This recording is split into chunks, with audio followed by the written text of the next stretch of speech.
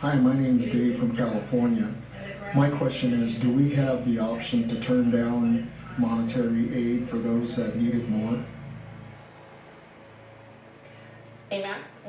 Well, that's a really kind-hearted question, and it's a great question. The answer is no, because it's an automatic rebate that goes right into your bank account via direct deposit or via check. But if you want to give it to somebody, you certainly can. The question is whether or not you can deduct it on your tax return as a charitable donation. We're not at that stage yet in what the regulations say.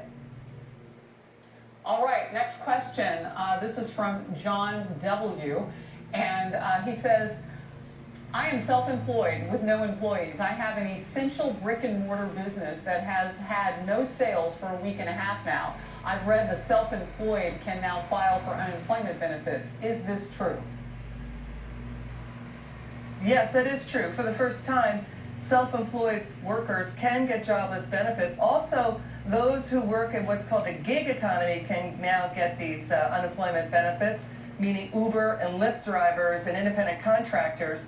And even if you showed zero income, you can get a benefit. Also, if you have a child or a dependent, you can get a rebate check for that person too.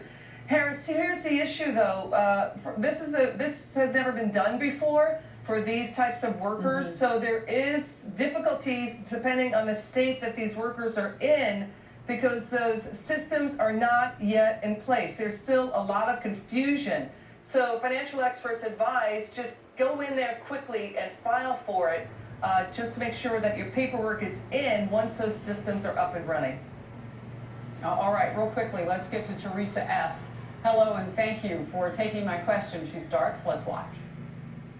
Hello, and thank you for taking my question. Will the stimulus money that we receive have to be paid back on the 2020 taxes? Teresa, that's a great question. Generally speaking, no. The rebate checks are treated like tax credits, like an earned income tax credit. So it's just money that goes right to you. That's generally speaking. However, the rules could change depending on your level of income. So I would just talk to your financial advisor, your tax accountant, or your tax preparer to just make sure you're doing it right. All right, real quickly, I have a follow here for our first question from Dave. There has been, EMAC, I understand, a change with how, if you're on Social Security, you would get those checks. At first, people had to file taxes. Can you tell me what the change is and the significance? Yeah, that's really important. So we've been getting those questions too. It's significant.